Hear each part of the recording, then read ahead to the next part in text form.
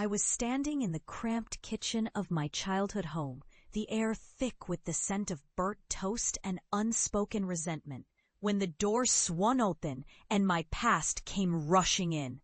My family was gathered around the table, their laughter a cruel symphony of disbelief that echoed in my ears. "Look who finally crawled back," my brother sneered, his voice dripping with the same derision that had haunted my every step. I felt a shiver crawl up my spine, but held my head high, the weight of the world no longer pressing down on me. Years ago, I had been the family oddity, an aspiring forensic botanist whose obsession with necrobotanical research had been met with ridicule. "You'll disgrace us," my mother had shouted, her face flushed with embarrassment as she dismissed my findings of bone fragments in school district vegetables as mere incompetence. They had cast me out, and I had fled, driven by a need to uncover the truth that had become a dark, twisted obsession. Now I was renowned, an expert in a field that thrived in the shadows of human ignorance. My research had unmasked hidden ecosystems feeding on the forgotten dead, plants that thrived in decay, absorbing the remnants of life. Those who once laughed now trembled at whisperings of my discoveries. But I returned not as a beacon of hope, but as a harbinger of dread, the living embodiment of the horrors they had dismissed. "You're still chasing ghosts?" my sister scoffed, her voice laced with a mix of disdain and disbelief. I could see the flicker of fear in her eyes, a subtle acknowledgement of the darkness I had embraced. They might have mocked me, but I had survived what they would never dare to understand. "Ghosts? No, dear sister," I said, letting the corners of my mouth curl into a grim smile. "I've brought back something far more tangible." I reached into my bag and pulled out a glass vial filled with a dark, viscous liquid, the essence of decay, a mixture of soil, water, and the remnants of what once was. "This is what I've been studying. This is what you've mocked." The laughter died in their throats as I placed the vial on the table with a soft thud. The room fell into an uneasy silence, tension crackling like static in the air. I could see their faces pale, the realization dawning on them that I was no longer their delusional child, but a woman who had ventured into the abyss and returned, carrying with me the scent of the dead. "What is that?" my father finally asked, his voice barely above a whisper. "Evidence," I replied, my tone deliberate, each word a knife cutting through their disbelief. "Evidence of the living plants that thrive on the remains of the deceased. They're out there, you know, in the woods behind our house, the very place you all thought was safe." Their expressions morphed from scorn to horror, and I felt a surge of vindication flooding my veins. I had endured years of isolation, the sting of rejection a constant reminder that I was different. But now, I was not just different, I was a warning. "The forest," I continued, my voice steady, "is filled with them.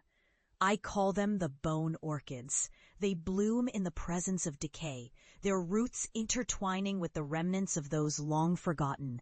They're beautiful in a way. But they thrive on what we fear most." Just as I finished speaking, a low rumble echoed outside, their laughter replaced by dread. The ground trembled slightly beneath us, as if the very earth was responding to my words. I glanced out the window and saw shadows flitting between the trees, dark shapes lurking just beyond the edge of our yard. My heart raced, a primal fear clawing at my insides. "Stop this!" my brother shouted, attempting to regain control. "You're scaring Mom." But my mother was already pale, her hands trembling as she reached for the vial, her fingers brushing against the glass. "What have you done?" she whispered, her voice cracking under the weight of realization. "What have you brought back with you?" At that moment, The shadows outside coalesced into a figure, a tall silhouette draped in tattered cloth, its face obscured by a hood. It stood still, unmoving, as if waiting for an invitation to enter. "Mom, get away from there!" I shouted, but it was too late. The figure seemed to inhale the air around it, a shudder rippling through the house as the temperature plummeted. The lights flickered ominously, casting long shadows that stretched like fingers across the walls. In that instant, I saw the truth dawn on my family. The very knowledge they had ridiculed had summoned something ancient and malevolent. The shadows were not mere figments of my imagination, but manifestations of the darkness I had uncovered. The figure stepped forward, revealing a skeletal hand reaching toward my mother, who stumbled back in horror. "It's too late," I whispered, realizing the terrifying weight of my revelation. "You can't unsee what you've seen. You thought I was mad, but I'm the only one who has survived the truth." As the figure advanced, the room erupted into chaos. My family screamed, the sound piercing through the suffocating atmosphere. I stood still, an unwilling witness to the horror I had brought back with me. They had ridiculed my obsession, but now they were facing the consequences of their disbelief.